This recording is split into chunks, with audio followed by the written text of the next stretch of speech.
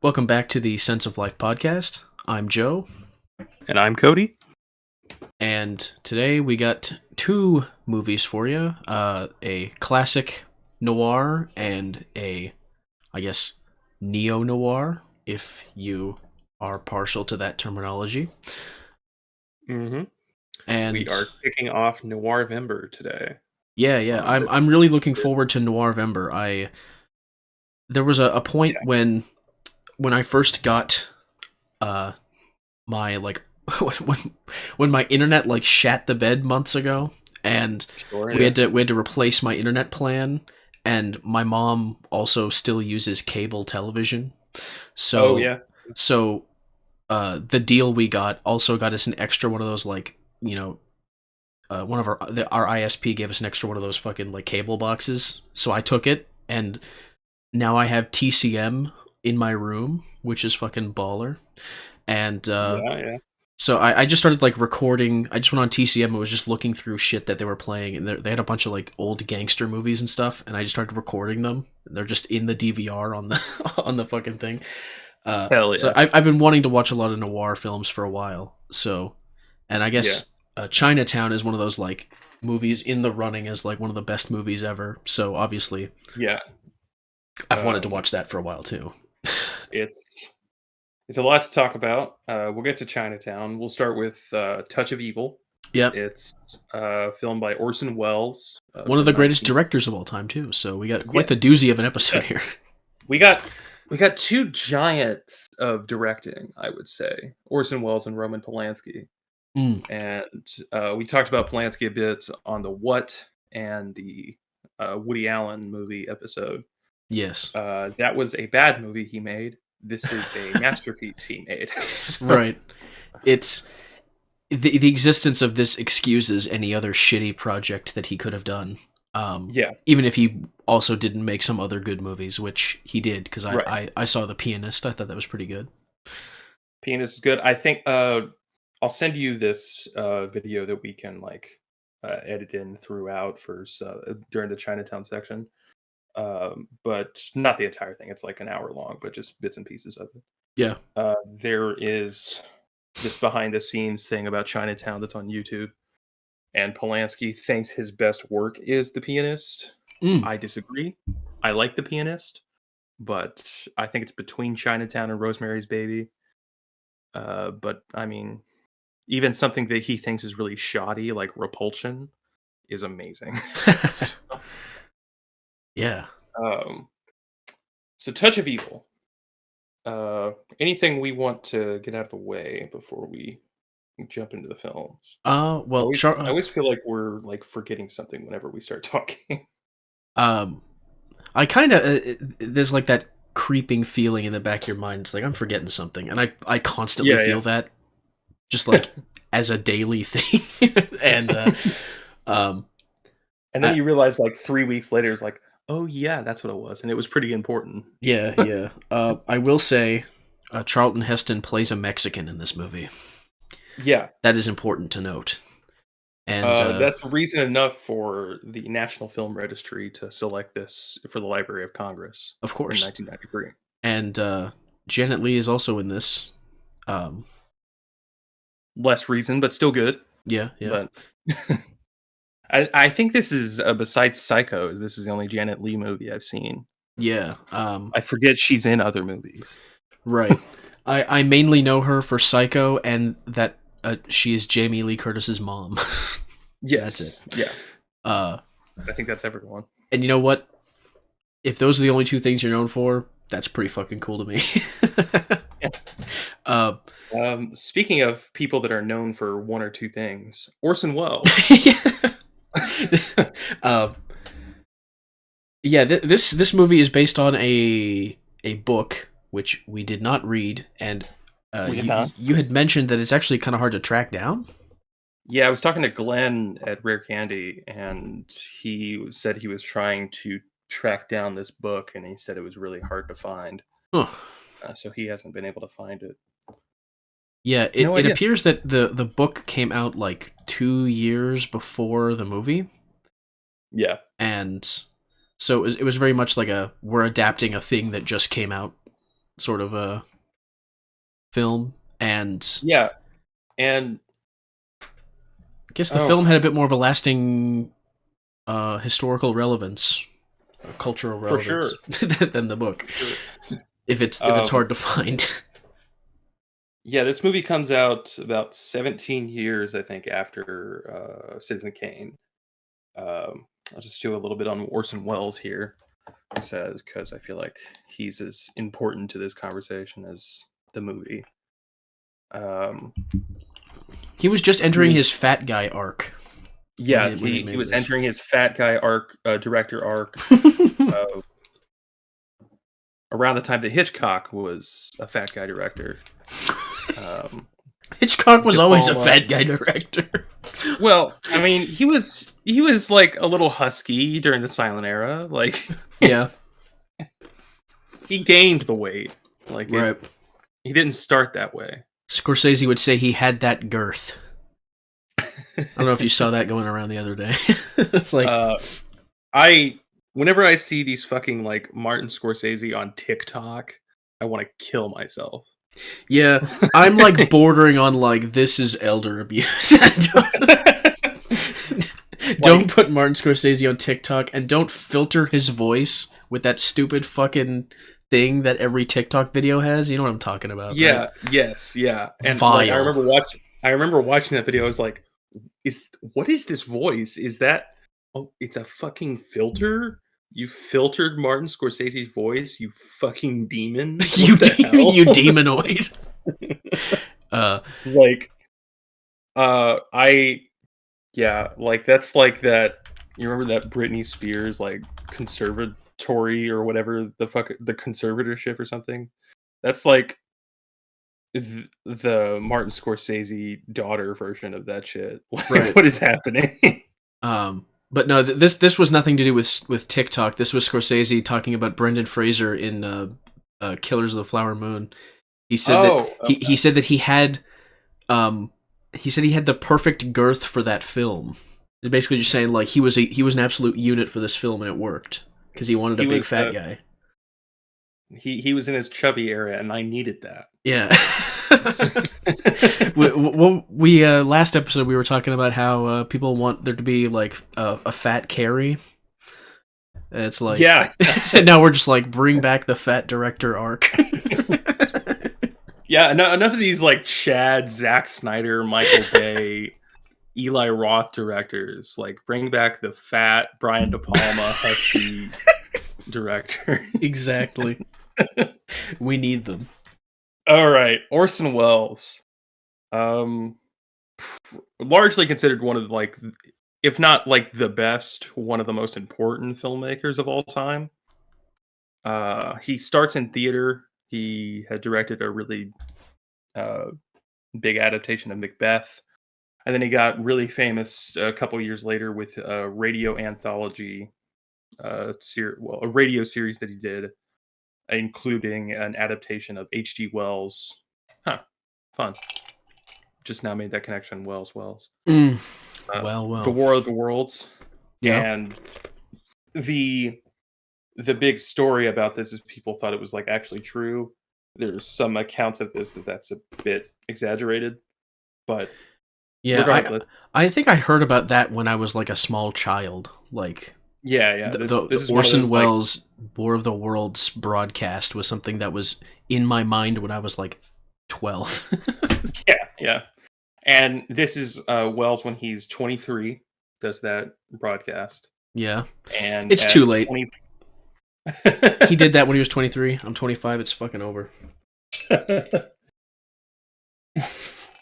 And at 25, or 26, he directs Citizen Kane. Probably the greatest movie ever made. And then 17 years later, he directs this movie, Touch of Evil. And before we get into like a kind of summary and kind of getting into the movie, we'll try to keep the plot summarization to a minimum, but I think talking through it is going to be helpful because it's a bit confusing, I thought. Overall, I guess we'll start with, what did you think? Well, I really enjoyed the kind of slower pace of the film, kind of Sure. following. You really felt the pacing was actually following around this slow ass fucking detective guy. Uh, Yeah, yeah, the uh, the pace fit the kind of the characterization of Quinlan, who was Orson Welles' character, who is the antagonist of the film. I wasn't yeah. expecting him to be the antagonist. Um, Right. Well, and he's basically the antagonist in Citizen Kane. yeah, uh, sure, but If you've seen Citizen Kane, I mean, I have not actually. Um, yeah, but to my understanding, he's quite the controversial and kind of complex character. yeah. Uh, It's like he's a very like Donald Trump type figure. yeah, and in Touch of Evil, he's just a bastard cop that doesn't care if he in person or if he incriminates innocent people, as long as he gets his man kind of thing going on. So it's Yeah, you could say it's an ACAB film if you want, yeah, if you want to go that route. Um, and yeah. So yeah, the film opens with a really fantastic like opening credits scene of um just the Charlton Heston and Janet Leigh walking and like getting out of the car and stuff. Um, and they get so basically what's happening, they're going to the US Mexico border town, a border town between US and Mexico, because um, Charlton Heston's character Ramon Vargas is investigating something, some kind of drug trafficking ring, I believe is what's happening. that Uh, reefer. yes. Yeah. And Uh, there's like an but he's explosion within like the first 2 minutes of this movie. It's like yes. holy shit. And there you get a lot of like the kind of like arty camera work that you would see a lot later on in like the 60s and 70s here from Wells. I even it even felt like a Polanski movie in a lot of ways. I think I mentioned that when we were watching it, especially in this scene in the bedroom that we could talk about a little later. But Okay. um, so they're actually honeymooning in this town. He takes his American wife Susie, who is Janet Leigh, and um, the problem arises with these this car exploding and trying to figure out who caused that car to explode because the car belongs to is it it's not Vargas's car. I don't It's think so. I Uh, think it's just a random vehicle killing two people. yeah, it blew up, and I forget even who what the names were of the people that it killed, but like I don't think that was really necessarily even important. Yeah, no, I think it's kind of a red herring almost. It almost certainly is. Um, because the plot more focuses on the conflict between Charlton Heston and Orson Welles' characters, because Yeah, uh, when they go to the home of the first like suspect, or the suspect they have of the bombing, uh, there was like a box in the guy's bathroom, right? And right. uh, Ramon, or Charlton Heston's character, kind of he sees the box, he accidentally knocks it over, and um and then he leaves the room, and when he comes back in, um Orson Welles' character is kind of like, "Oh, I found these two sticks of dynamite in this box." And Charlton Heston's like, "How could you have found dynamite in that box? I knocked it over and I didn't see anything in it." And it's like kind of the conflict is immediately apparent that this guy is just going to plant evidence on people, um, Yeah, and the actual innocence or guilt of the man in question is kind of put on the back burner for the entire runtime of the film. right. uh, which I thought was a neat kind of take on the whole conflict. It's more personal than actually solving the crime. Yeah. The because I guess in the sense that it I also think it's there's.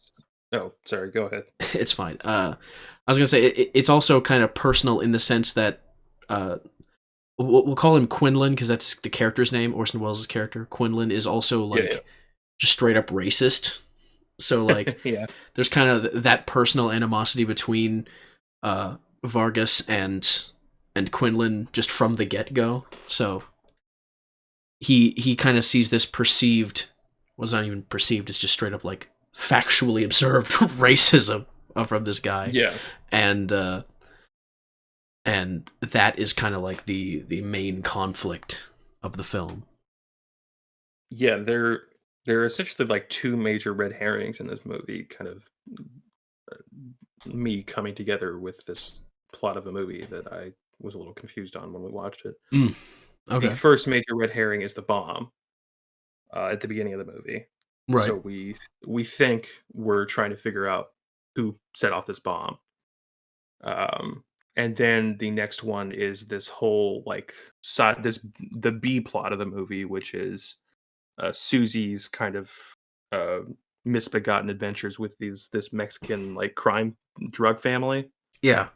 um, where she like gets involved in it and starts getting like roofied or whatever, and starts getting addicted and whatnot.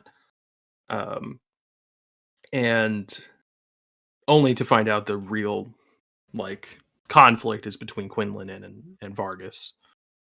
So it's like a really well structured movie. It's really entertaining.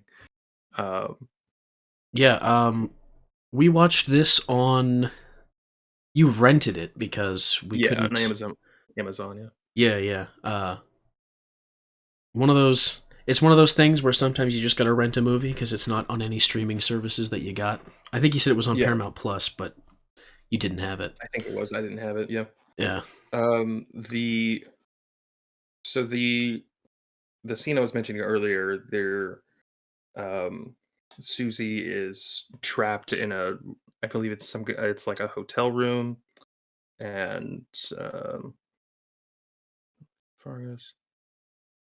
So the crime family is has decided to work alongside Quinlan against Vargas because Vargas is trying to expose both of them for different reasons.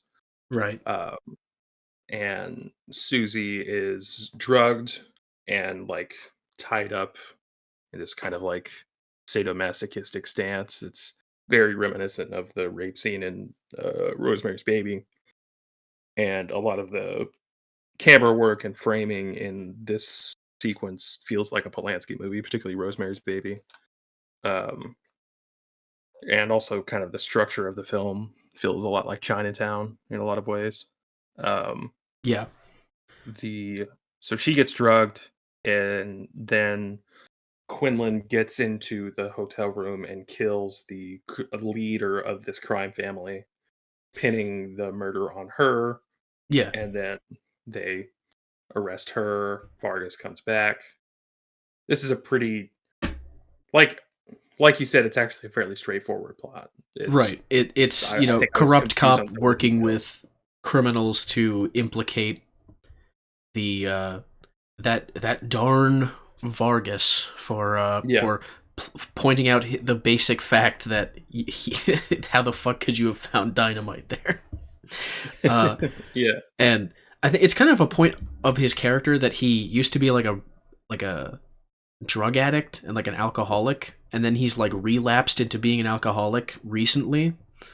He's Right. like drinking all the time in the movie, and like his kind of own carelessness leads him to leave behind his cane that he's carrying around everywhere at the crime scene. And that kind of segues into the whole role of his, I think it's his partner, right? Menzies, yeah. Menzies, yeah. He Menzies? I don't know. Menzies, Pete. Pete, we'll call him Pete. Yeah, his name's Pete. Easier for the white people to say. Hold on a second.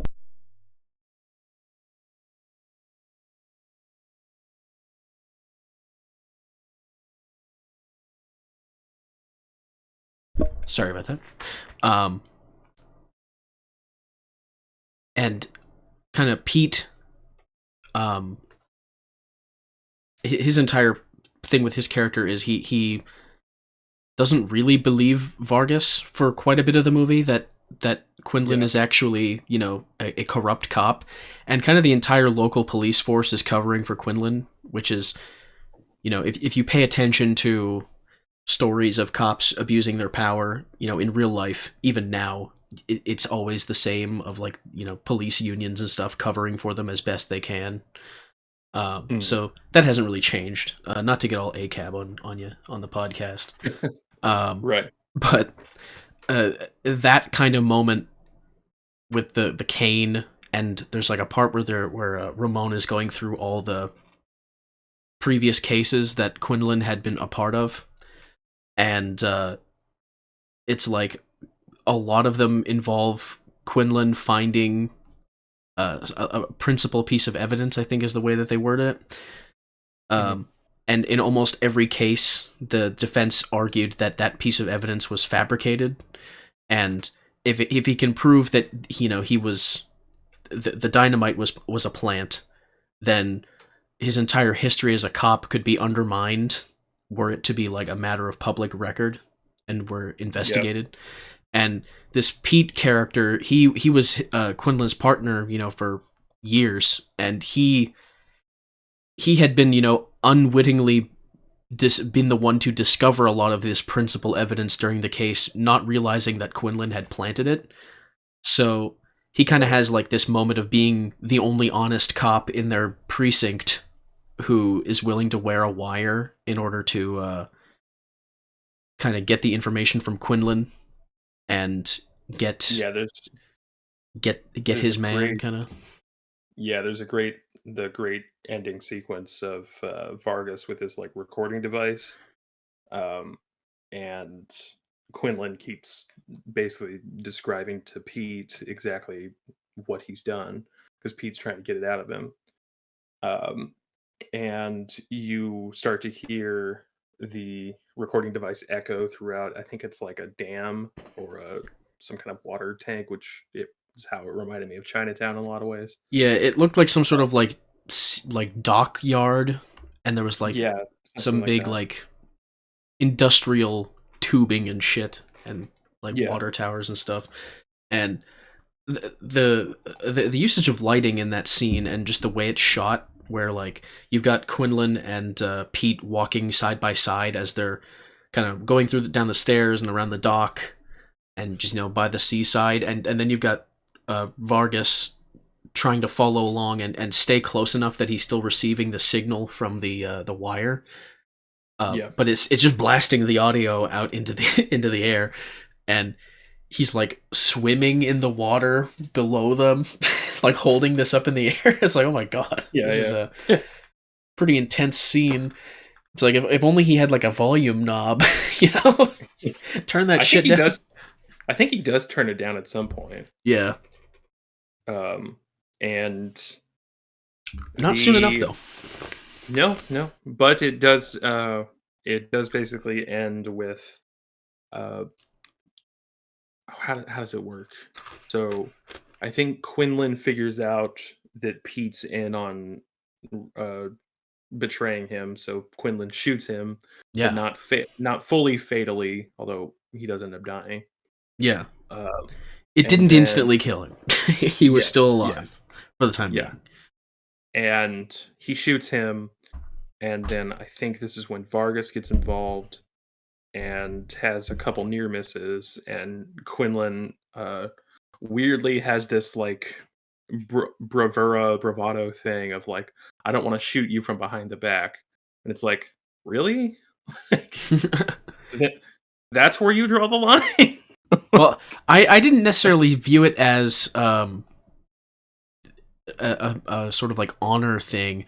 I figured it was just he wanted to shoot him in the front so that the crime scene would be easier to explain afterward. Because or it could have been more sadistic. He wanted to see him die, or that too. I honestly don't know. There are many different readings of what he meant by that.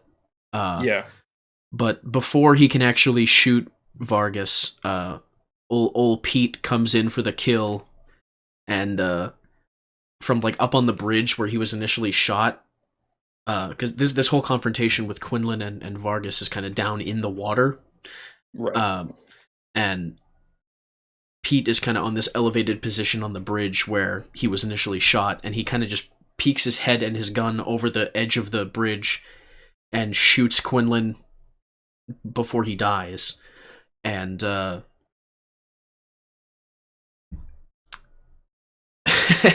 and like Quinlan just kind of has this like holy shit I'm dying kind of moment where he just kind of he kind of just shuts down. It's really weird. And Vargas kind of escapes, and he runs back up to the bridge, and it's kind of interesting. Like one of the last things that Quinlan sees, he turns around and he sees the partner that he had known for years kind of dead, hanging over the bridge, and then his gun falls out of his hand and splashes in the water. And that fucking, I don't even know what that lady was that shows up at the end, that she liked Quinlan or whatever. I don't even know I think that was Marlena Dietrich, I want to say. Okay. Yeah, I think that's who that was. She's like a old silent. I believe she was popular in the silent films. Okay. She was kind of this like femme fatale character, but interesting version of it because the person she's like ensnaring is already a piece of shit. So it's like, is she really that bad? Yeah. But yeah, overall, it's a really solid movie. It's the real kicker though, because we've skipped the real kicker, is that at the end of the movie when Quinlan dies, the other cops that show up at the end reveal that the guy that he had planted the dynamite on had confessed to the bombing at the beginning of the film. Right. Yeah. So all of the planting of evidence and scheming to kill people and frame Vargas and all that other stuff, none of that had to happen. His partner didn't need to be killed, and he didn't need to die. And they kind of make this point of like he had. They refer to it as like the detective's instinct. Mm-hmm. So it's like his instinct was as a detective was right. That this, I think the guy's name was Sanchez or whatever. It's like that he did in fact do this bombing, but it was his dirty nature of planting evidence to fully secure, like to get a slam dunk, so to speak, with the conviction was unnecessary because the guy confessed anyway. Yeah, so it's the kind of irony of he's like what is that scene? I think it's from like that fucking Captain America and Winter Soldier meme where it's like he's out of line but he's right, Right. He if he had just been an honest cop and taken the guy in for questioning and sweated him down and did the proper police work, the guy probably would have confessed still, so they would have got their man. But I suppose so really it's a movie about integrity and honesty. You could kind of interpret Touch of Evil as being like like a drop of poison in there can't be a compromise between food and poison kind of thing. Right, exactly. Yeah. If you're putting a drop of poison in there, you're gonna poison the whole thing. So yeah, I remember the last time we talked about a lot of like noir themes was on the True Detective episode. Yeah, and so sometimes noir themes can be this kind of like, I think Rand would have used like a naturalistic or whatever. A lot of objectivists would use that kind of phraseology about it. And that can be the case, and you could argue that's the case with Chinatown. Yeah, I think you can mix the two. Like you could say that a movie could have like a quote unquote naturalistic portrayal of humans, but a like romantic thematic element to it, which I think you could make the case for with this film. I think that's what romantic realism is. Yeah, what Rand is trying to achieve there. Right. But I think the best noirs are these kind of like morality tales. Like a lot of the best horror movies are these like morality tales of good and evil and black and white. It Right. just tends to be a lot of the people that are telling noir stories have a, we'll say, faulty morality. Yeah. It's But even though like uh sometimes Orson Welles can kind of grate on me, like reading some of the stuff he's written, like what he said about Elia Kazan or whatever. Um, but I think deep down he has some kind of like moral fortitude, right. uh, at least artistically. Yeah, that's probably fair to say. Um, Yeah. definitely check out this movie. It was really good. Yeah, yeah, it's really good. I kind of want to read the book, but apparently Yeah, it's hard to track down. there was a this is something that has kind of stuck with me for a while, but James Rolfe of the angry video game nerd had said this like Yeah, in some random video years ago, um, where he kind of distilled the noir genre down to noirs are about bad people and worse people. yeah, I don't even think you can necessarily even apply that to this movie because the character yeah, of Vargas and his wife were fairly innocent, and he was quite yeah. heroic There's in the fact that he wasn't really willing to compromise.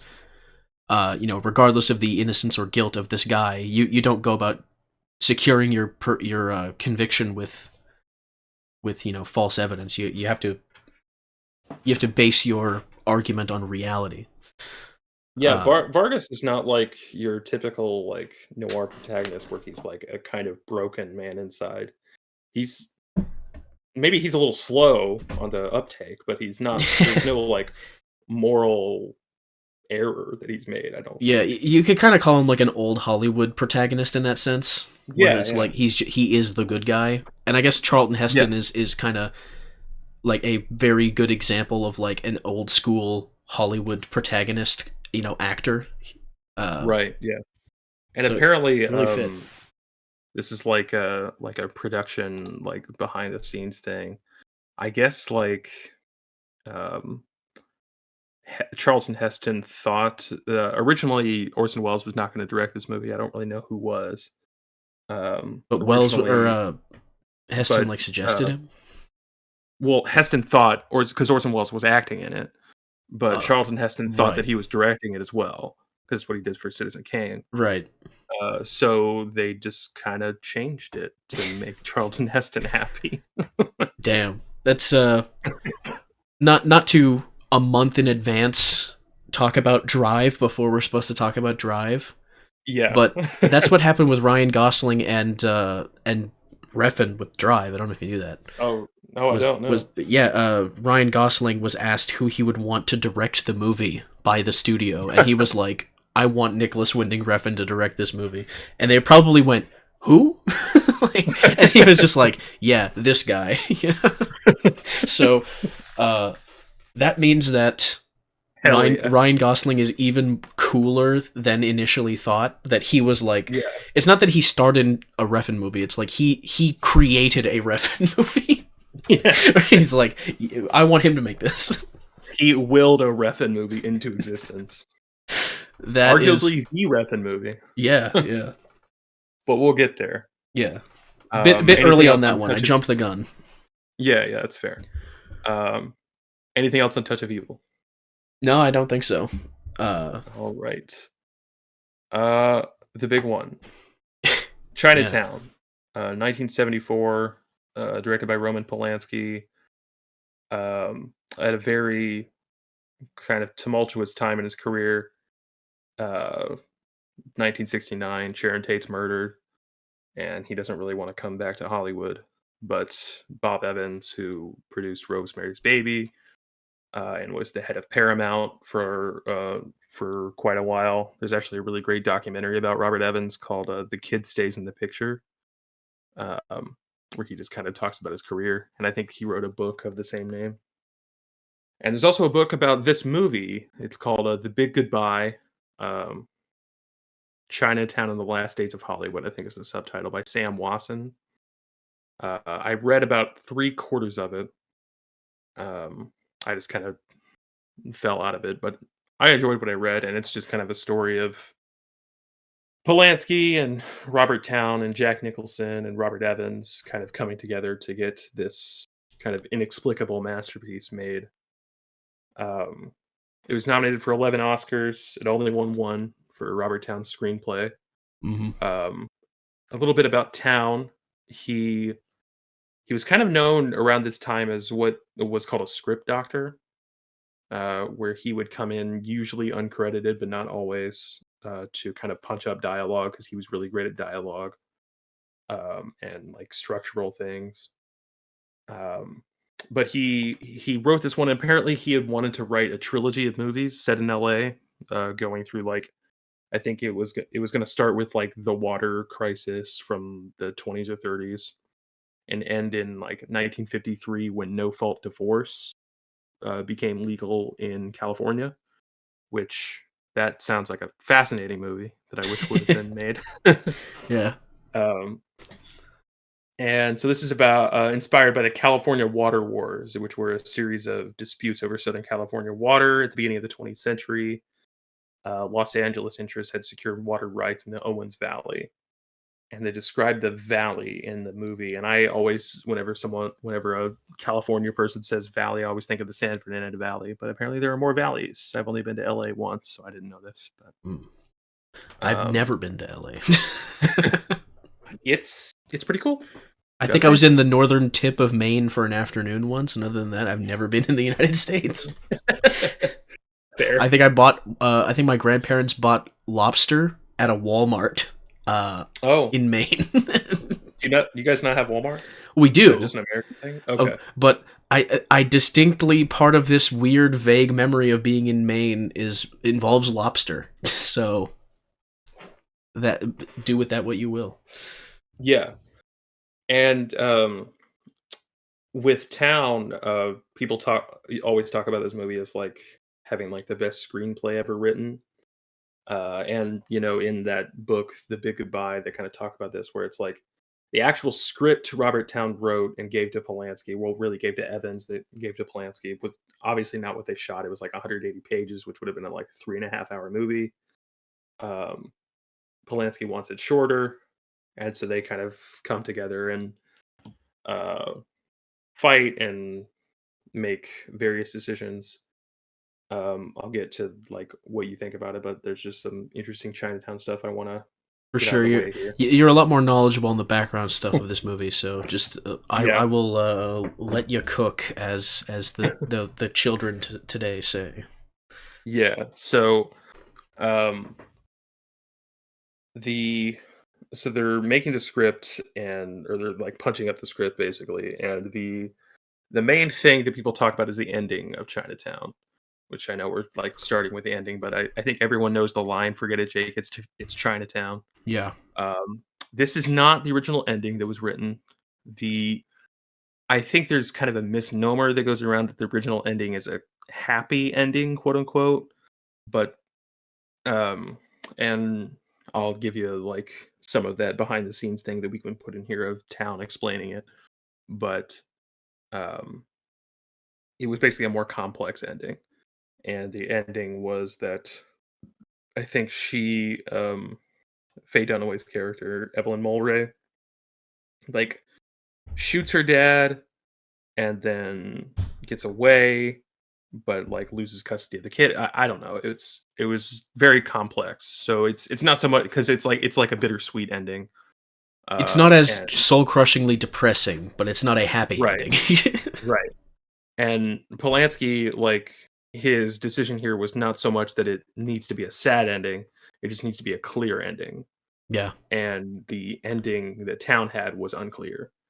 And people like have this like I think a lot of reason that people like have this like anti Polanski pro Town perspective is people just don't like Polanski for his personal life or whatever. Um, but even Town says like to this day, as far as I know, that Polanski was right in that decision that the film needs because it's a fairly complex plot of a lot of things happening and a lot of following Jack Nicholson throughout the movie that it needs a very clear and thematically consistent. Like we're really throwing out the objectivist like vocabulary here, but the integrated whole of the Mm. film. Um, yeah, I think I'll leave my little uh, Spiel. weaponized autist spiel here and ask, what did you think of Chinatown? Um, I mean, I was kind of enthralled the entire time because despite it being like one of those movies where like the ending shot and the it's Chinatown thing being like well known, and I had seen it before. Yeah, I had not seen the movie before, and I knew nothing of the context leading up to the moment where he is told that, and then they kind of walk away and the movie ends. Uh, so I was very invested in what was going on in the movie, and this movie also has a lot of red herrings in it too.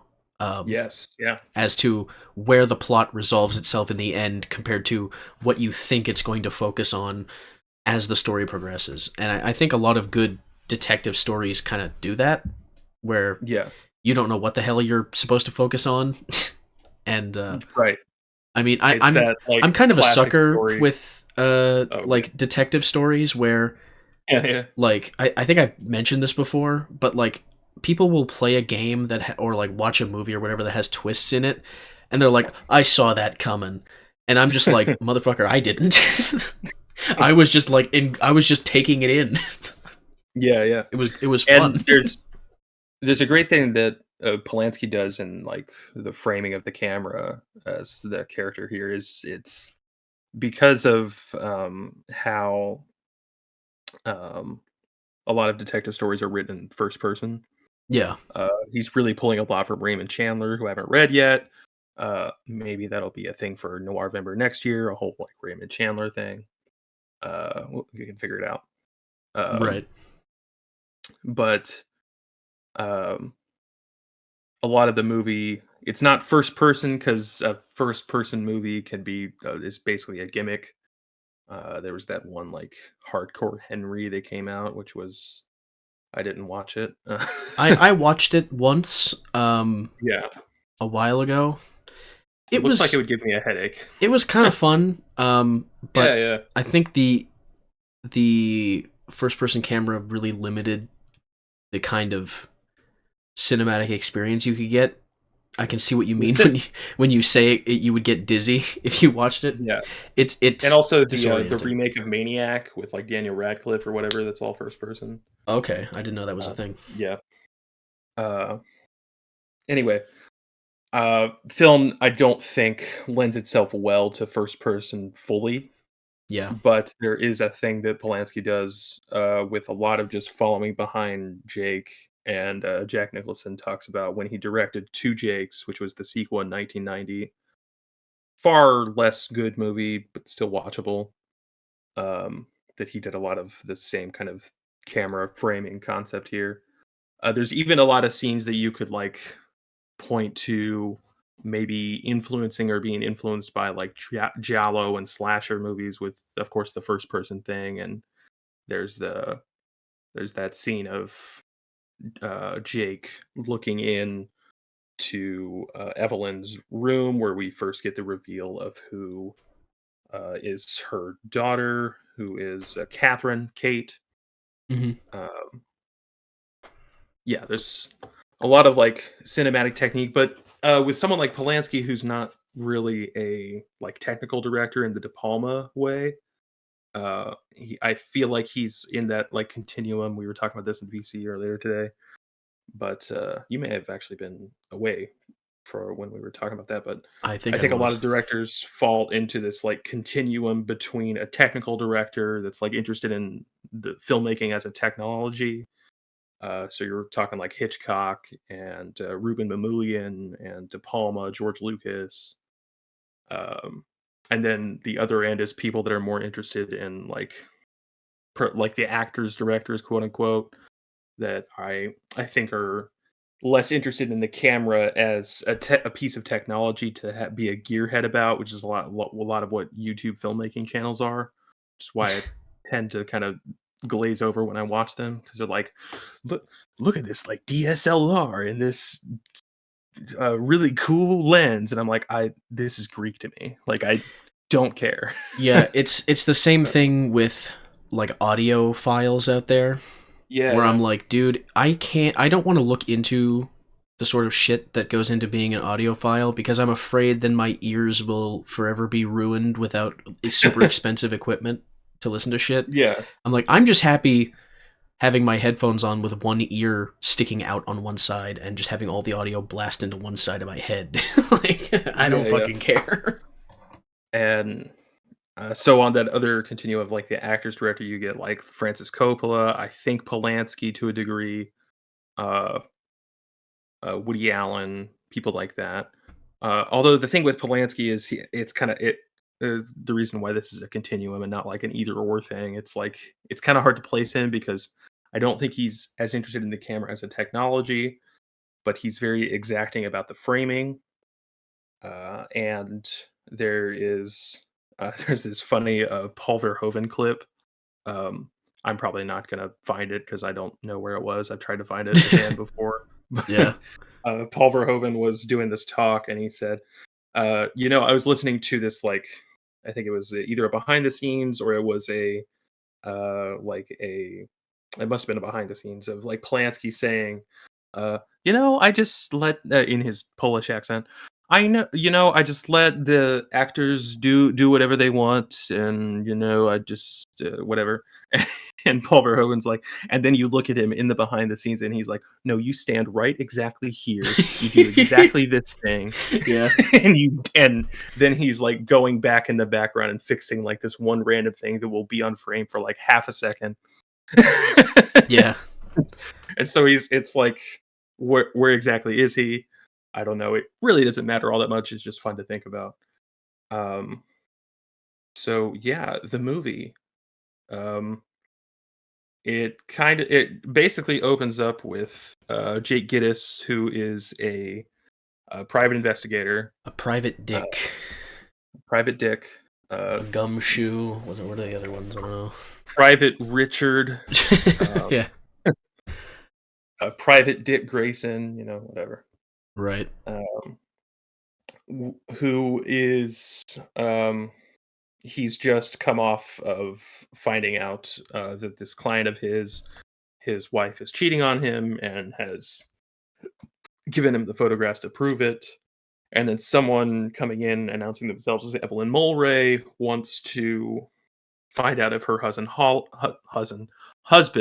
Hollis Mulray is cheating on her. Yeah. And he tries to tell her to not do that because it doesn't want that to happen. And then the real Evelyn Mulray comes in the picture and tells them that she's going to sue him because she does not want Hollis to be attacked because Hollis is a really good guy, as we find out later.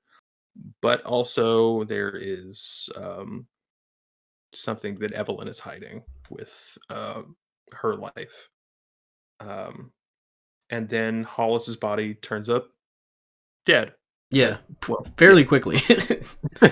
You're like, yeah. oh, This, yeah.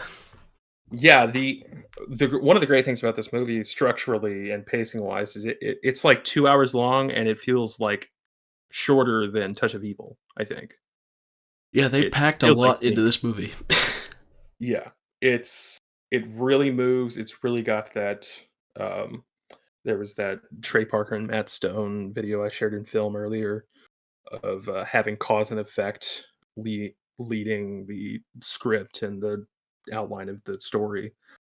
Um, there never feels like just things happening. It feels a lot like this happens because of this, and therefore this happens, and but this is happening. It's a really well done. I think this is why the screenplay was nominated and accepted as the only award, even though I think it's a lot to do with Polanski's input as a director. Yeah. Um, and so Gittes starts to investigate Mulray's death as a homicide. There is this drought going on supposedly where the water uh, is not showing up, and it leads to this pretty amazing scene in um, courthouse where Yeah. where a bunch of sheep show up when they're like voting on like how the water is gonna. The exact politics of this movie like make no. It's like Phantom Menace. It's like what is happening? Who cares? Like, and so the this guy comes in. He's a farmer and he's got a bunch of sheep here, and it's this great like double entendre of like he's a sheep farmer and the water is affecting him, but also you people are sheep for not being like woke and taking the red pill about big water Woke destroying and your. taking the red pill? Yeah, both. Damn. Like, it's both pills, you know.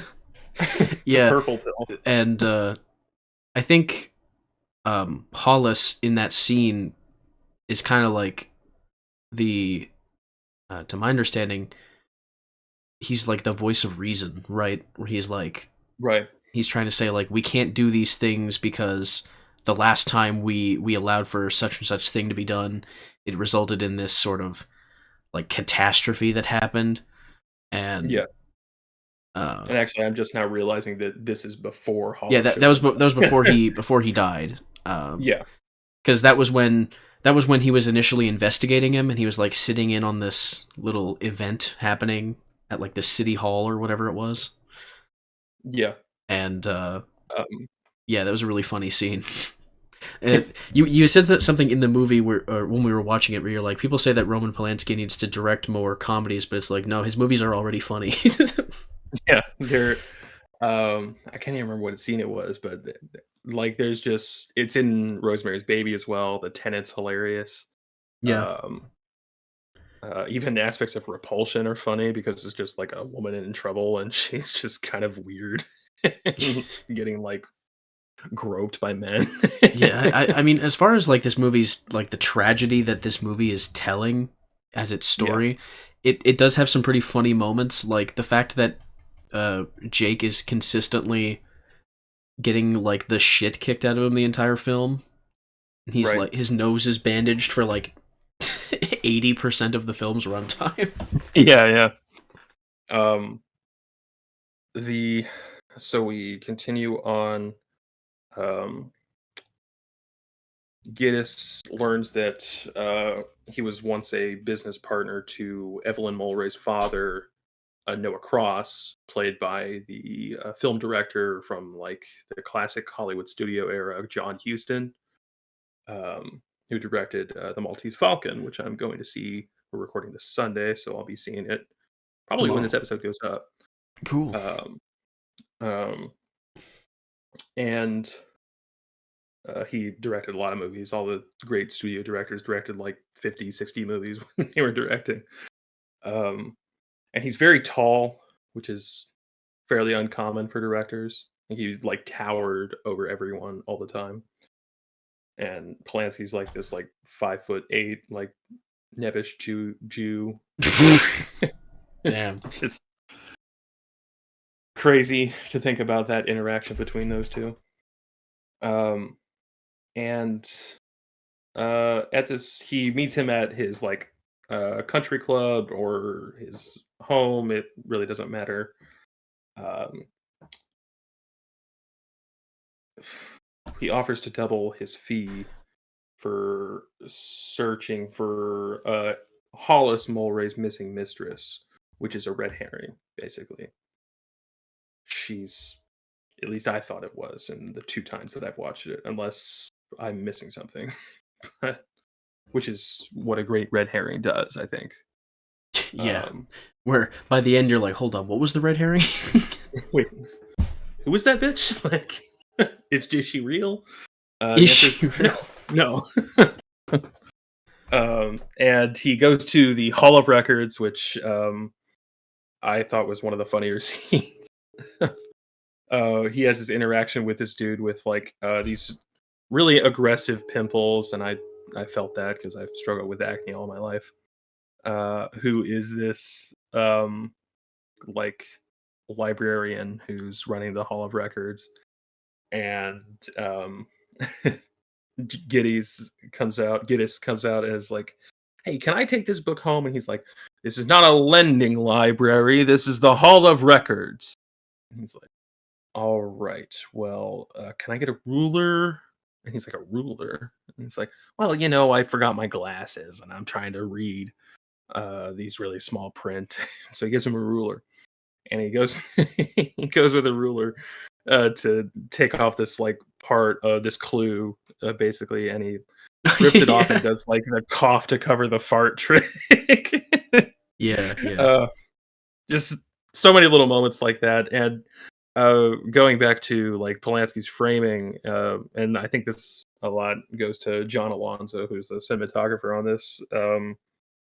The look of the movie is like it's kind of two things working at once. I guess it's John Alonzo, who's the cinematographer. The look is very kind of naturalist, not so much in that like Rand sense, but just in the like general like artistic sense. The photography is very natural because they can't use like sets like the old film noirs would use. They have to like shoot on location. I think part of that is budget. I think part of it is just the way the movie works. And the actual like production design, Dick Silbert, who is the production designer on this movie, who is one of like the more well-respected production designers, very like period accurate, and it looks like the actual version, we think, of what those like classic film noirs would look like in reality. So it's this kind of like duality between the stylization of the film noir and the more grounded, uh uh trying to think of the word of grounded performance of the type of movie that Polanski would want to make. Because he didn't really want to stylize the movie more than it already is. So he wanted it to feel real. And a lot of ways, the movie doesn't really age, and uh, it looks more modern than modern movies. Really, anytime you watch it, uh, I c- I'm learning that I could talk about this movie forever. So I'll let you Yeah. jump in if you want to say something here. Uh, I honestly don't really know what to add. I mean, you are right that it does look more quote unquote modern than a lot of Yeah, modern movies, just because it has a look to it that essentially anyone could watch and immediately like get. They can just yeah, immediately get it. It it's pretty straightforward in that sense, and I guess naturalistic in the literal sense of being representative of reality. yeah. Uh, It's it's naturalism is one of those like loaded words. It's kind of hard to tell what you mean by it. sometimes Um, it's a bad word, sometimes it's literally just a descriptor. yeah. So I'm not saying naturalistic in the moral sense, just in the presentation. Yeah, Just watch the movie. It's great. just yeah. Uh, It's free on YouTube with ads apparently. yes, yeah, So hey, if you which is got great. ad block, it's free with no ads. And there were a lot of ads for Purdue Global, so Yeah, it's always I went to interesting Purdue. watching someone else stream a YouTube video Yeah, because yeah. it's like, oh, you get to see their local fucking, whatever Google has decided to bless them with for ads. It's like when So and we would do Tubi films and I would be yeah, streaming it and I just yeah. keep getting like fucking what was I even getting? They were like these fucking like trade schools in New Brunswick that were like, "Hey, come and Oh become a yeah. carpenter or whatever." I think once I got like ads for like hymns, the like Viagra Oh, you know ad. what? Here's what I'm gonna add. This is my tangent. I'm gonna Yeah. bitch for a second. Okay.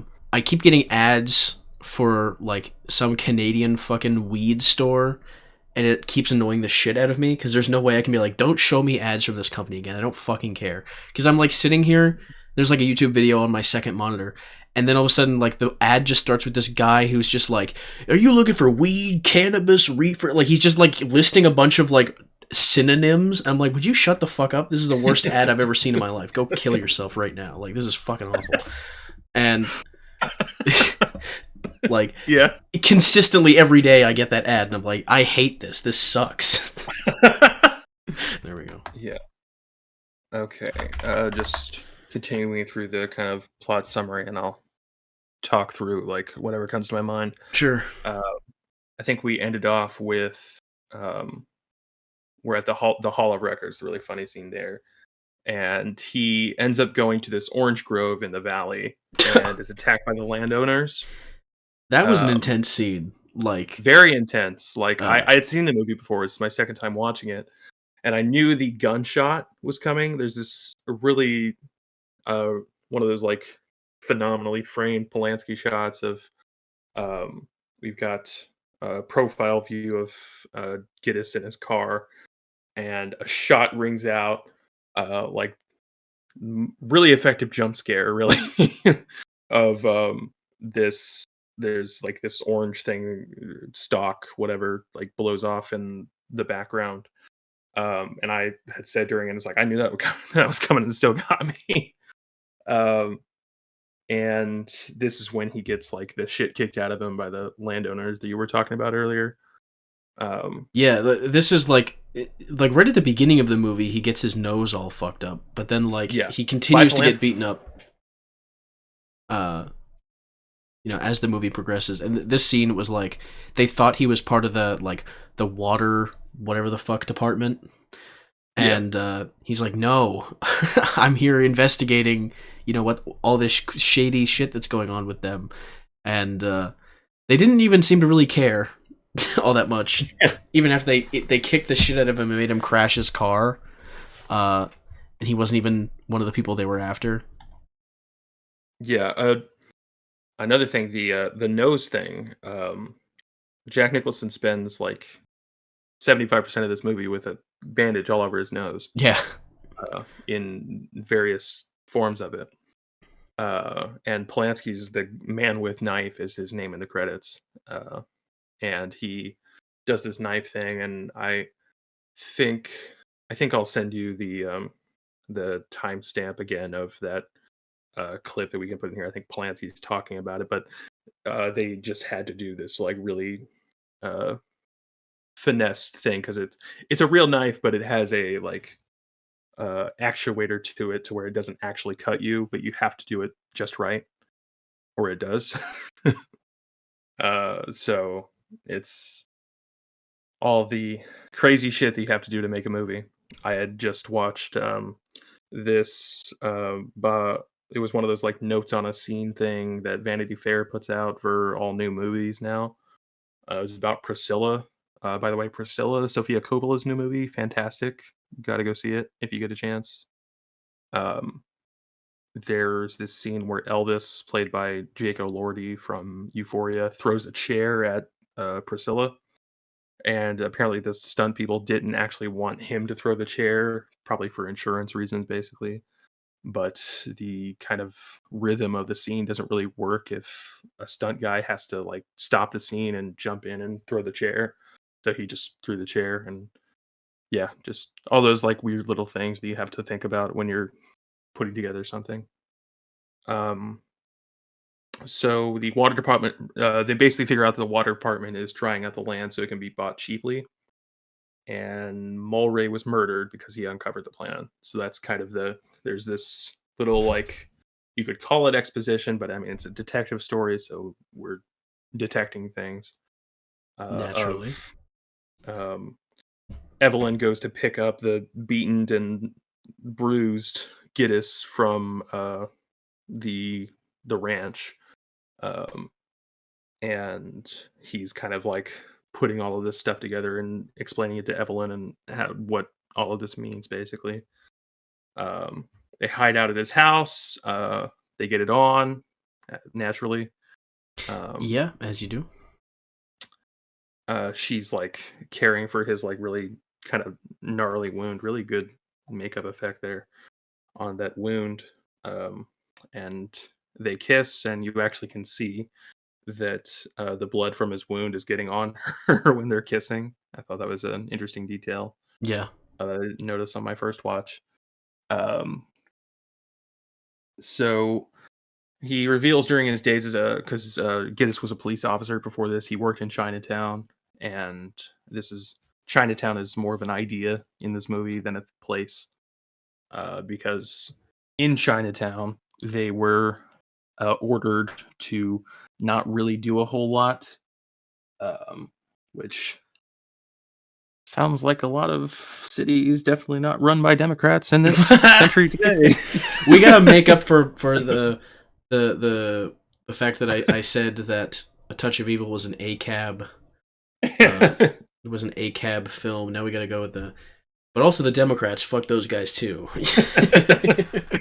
We got to balance out the ACAB with the Law and Order. You know, it's like yeah, ACAB thin blue line. Like it's perfectly balanced as all things should be. The thin veil of ACAB. That's what it is. They're all bastards. Touch of ACAB, yeah. And then you flip the veil up, and it's like, enforce the fucking law. Because these bastards are worse. Yeah. So they had like ordered them to basically not enforce the law in Chinatown for like either it was like maybe like the type of thing they would say today of like the law is racist or whatever, or it was more of like a they just didn't care because they were racist. I don't really know. Really doesn't matter. Well, I think the original Chinatown was like a segregated like little enclave, right? Yeah. And so it was like it probably was just like I'm assuming it was just like, you know, there's crime there, they're Chinese, we don't care. Yeah. If I had to guess. Or like how I think this might be in that Friedkin movie Cruising, which I haven't seen. I need to watch it.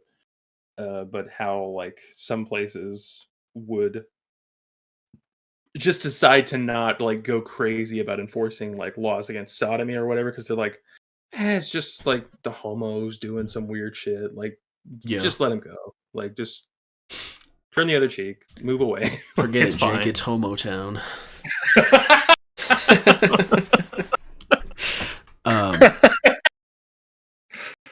That's a title idea. I guess. I was trying to come up with a title earlier, and I was like, "What the hell are we going to call this one?" I thought "Touch of Chinatown." But, Touch of Chinatown. Yeah. James Hong was in this movie. James Hong, yeah. Yeah, I was like, we were watching it, and I was like, "Is that fucking James Hong?" And you were like, "Well, he's in this movie." You like looked on the Wikipedia. I was like, "Yeah, that is him." And you don't know who James Hong is. He's like a very prolific like character actor. He's been in like an insane amount of movies, and including stuff like Blade Runner. He plays I think he's like the Chinese character that he makes the eyes for the androids. I might be misremembering that, but I haven't seen Blade Runner in a while. So yeah. Either way, he's in a lot of movies. Still acting now. He's like 94 years old. So it's like it's weird to see like the guy that runs the fucking Chinese restaurant in like Seinfeld and like The Big Bang Theory, because apparently like being that's his modern archetype is the Chinese restaurant owner.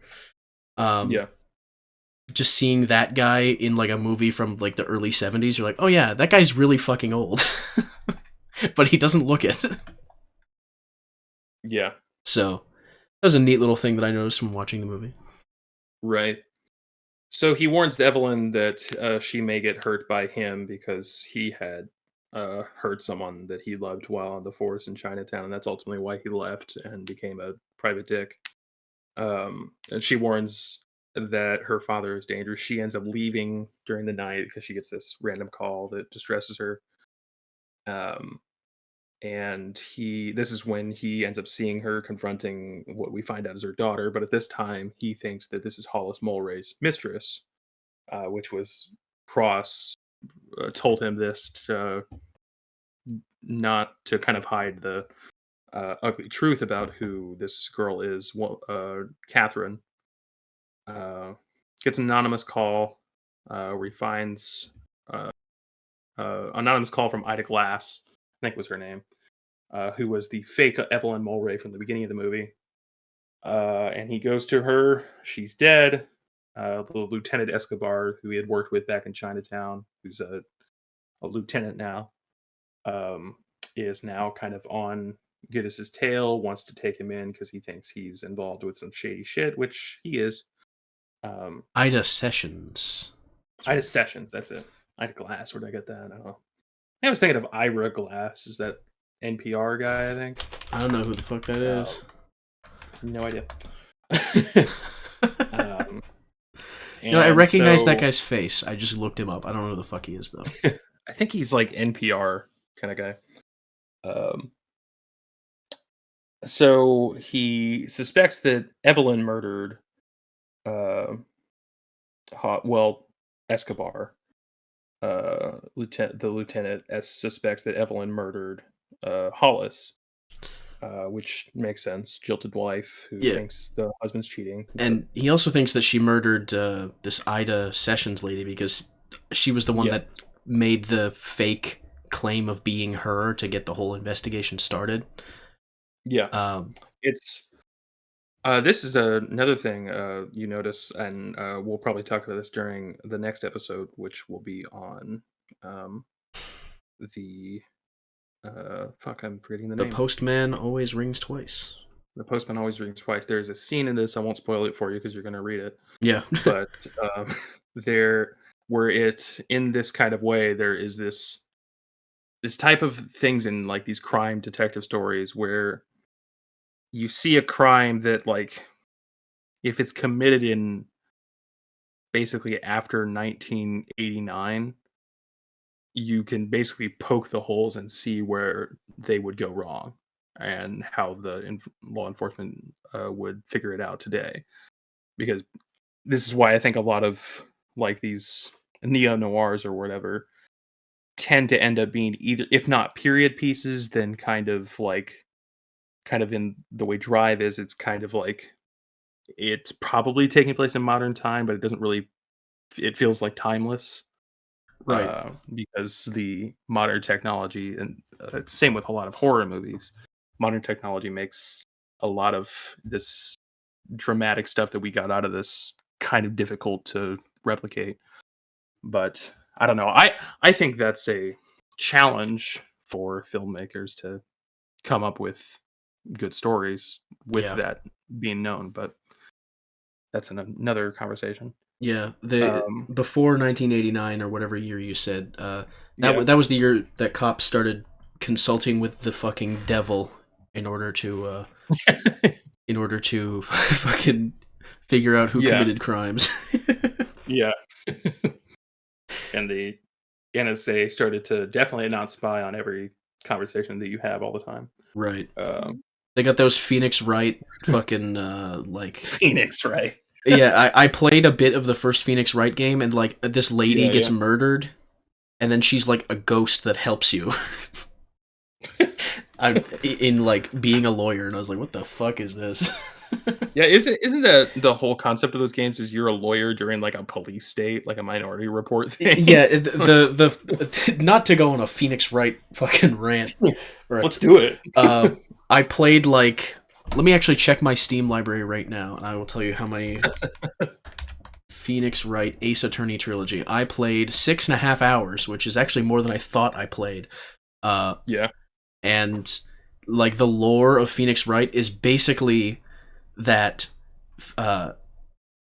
it exists in a world where like crime is punished very severely, and when a crime is committed, it's like the trial, like the picking of a suspect and a trial happens within like a fucking day of the crime happening. So lawyers kind of have to both be like a lawyer in the court, and they also need to act as a detective. So like an inquisitor, I think is what they called that. Maybe. So they kind of just trying to... Because obviously, if the cops are just going to say, like, this person committed the crime, and it's like, what's your evidence? It's we're accusing them. It's day one of the crime. The lawyer has to, like, go to the crime scene and, like, figure out, like, what the hell happened. And So like it literally is just like this insane dystopian world where Yeah. you're like, oh, crime's been committed, this guy's been accused, trials tomorrow, good luck. Yeah, I mean, even just as like a concept for a game where you take control of like basically an arm of a police state and you deal with the consequences of that. I didn't know the moral intricacies of Phoenix Wright, Ace Attorney. Yeah, I mean, Yeah. it kind of reminds me of the Judgment games where like, but those ones make more sense because they're actually set Sure. within the real criminal like legal system of Japan, Yeah, and yeah. like the Is the that like main the sequels to the Yakuza games or it's like whatever? a spin-off series, yeah, but like Okay, the yeah. main character used to be a detective, but now he used to be a lawyer and now he's a detective. And it's kind of Mm, like this thematic thing of like the work he did as a lawyer kind of was geared toward getting a win, mhm. and he trusted his judgment that he was going to convict, or he was going to save his client from being falsely convicted. But then as soon as his client was let free, the next like within the next week, he was found at his apartment completely hammered and his girlfriend stabbed to death and his apartment on fire. So it's like, did he actually just help a murderer get away and then murder someone else? So then he like quit being a lawyer because he couldn't handle that whole thing, and then he became a detective because he would rather kind of focus on the finding the truth of things, and Yeah. like kind of just like a reality objective oriented kind of mindset to the character, which I can kind of see there might have been an inspiration from this with Jake and why he left Okay, yeah. the police, uh and like how he hurt someone that he was trying to do everything in his power to not hurt. So Right, he yeah. quit the force and became a private detective, which is, I mean, Toshihiro Nagoshi basically said like they took inspiration from old detective stories, and this is like the quintessential fucking cinematic detective story. So Yeah, I mean, it's a very literary movie. I've heard it described by a lot of people as it's very like the descriptor novelistic, which is mm, uh, kind of a weird descriptor. It's not entirely sure what you mean, but it's like if cinema was a crime novel by like Raymond Chandler or whatever, this is what it would be like, and this yeah, is how good it can be. Um, and I think that's interesting that you were talking about the lawyer to cop thing.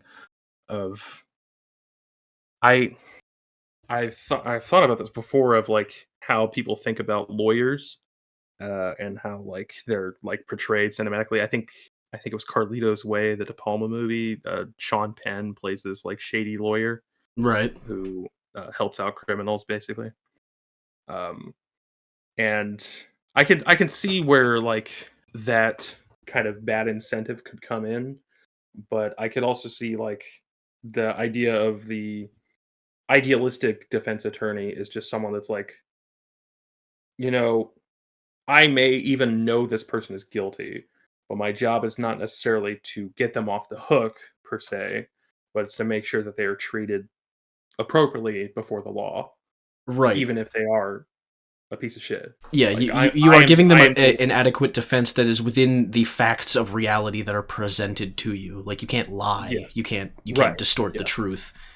Uh, and But like I think there's a kind of a noble aspect to it to like you're the one person in this room that still sees this person as human, yeah, even if they maybe don't deserve that. mm, But it's up to the law to determine what they do deserve, and you're here to make sure that that takes place. So I don't know. I think it's an interesting concept of like what is a lawyer and what are they morally. I think in another universe, I went to law school or something, so I've long yeah. thought about this. I could be convinced to watch a court drama anime with all the stylistic elements of an anime. I mean, that's Yeah, basically what Phoenix Wright is.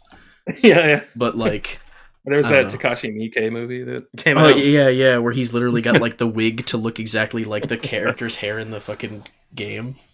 There's no way that movie is anything other than like, okay. Anything other than, yeah, he looks like the character from the game. That's Phoenix Wright. Yeah, that's Phoenix Wright. Yeah. That'll probably be the Letterboxd review. 2 stars. Yeah, that's Phoenix Wright. Yeah. So all right. I guess to kind of get back to the actual movie, Yeah. I get beyond all the red herrings and like what you think the story is going to focus on, it kind of like throws the fucking book in your face at the end. Yeah. And it's like it's revealed that Catherine, the woman that Evelyn has been sheltering, is both her sister and her daughter. So yes, you know what that means. I remember you were like, "What?" And I said, "Do you have questions about how this works?" No, I don't have any questions. It's pretty clear. It's just kind of came out of nowhere. It shocked me. It's one of those like reveals that your first time watching the movie, it's like, oh shit, and then your second time watching it, you feel it coming, and it's like that twist that has to happen, and it's right.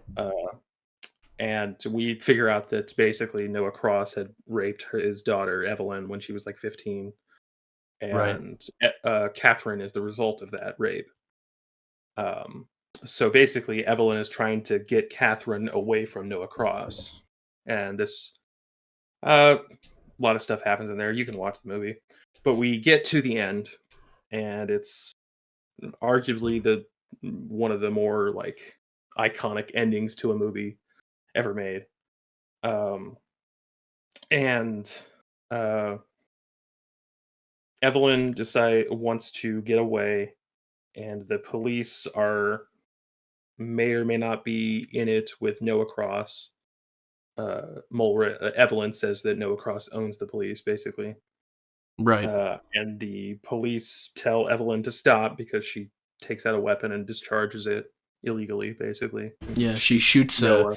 She shoots him in like the arm or something. Yeah. And then they shoot at her. Jake tries to stop them, but the second cop shoots her and gets her in the head. What a shot, by the way. Like, holy shit. Yeah. Like, I mean, the way the entire scene is filmed, too, where, like, you see her shoot the guy in the arm, and then she quickly turns the car on and starts driving away, and, like, the camera turns around to see, I forget what was it Escobar was the main cop? And he pulls out his gun, he, like, shoots it in the air, and then he tries to shoot her, and Jake stops him. And the other cop, she's like way down the road at this point, and the other cop pulls out his little service revolver and just like shoots her in the back of the head as she's driving away way down to the other end of the street. I was like, that is like 1,000,001 shot right there. Yeah. That's great shot, kid. That was 1 in a million. Yeah.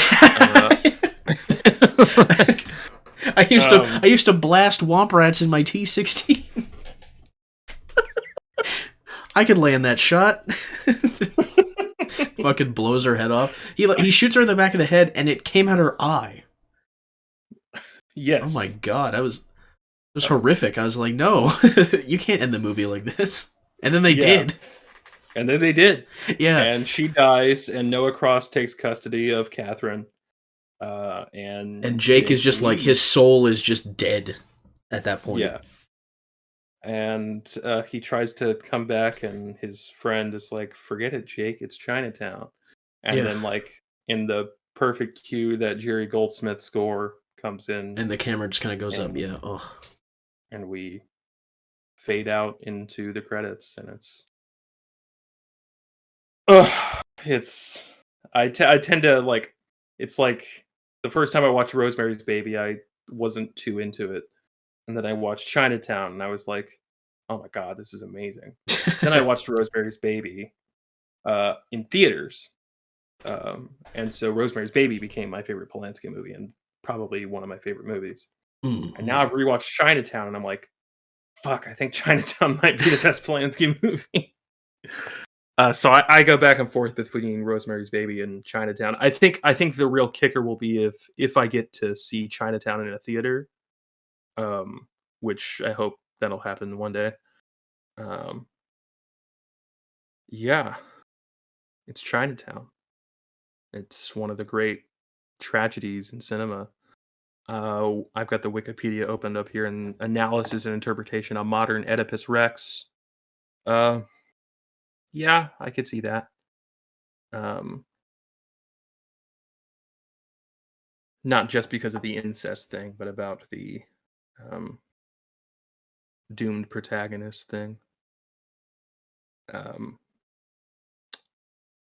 yeah, it's it's a gut punch of an ending and a just a fucking masterpiece of a movie.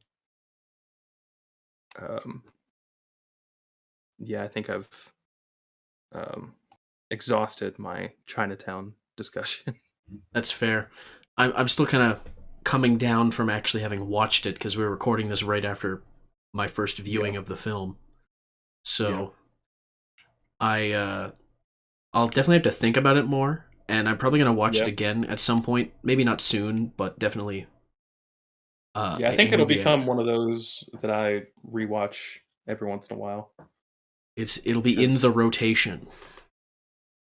I could honestly just like have that on in the background of my life for until I die.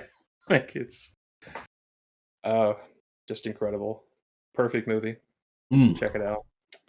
hell So yeah. that's first episode here of Noirvember. We'll be back next week talking about I keep wanting to say The Iceman Cometh, but that is a play. I think that's Harold Pinter. We're talking about James M. Cain's Postman always rings twice. Postman Always Rings Twice and the 1946 film adaptation by a director whose name escapes me, and the 1981 adaptation, also with Jack Nicholson, directed by Bob Rafelson. So we got a book and two movies. Yeah. Hell yeah. So we'll talk to you then. Thanks for joining us. Yep. See you next time.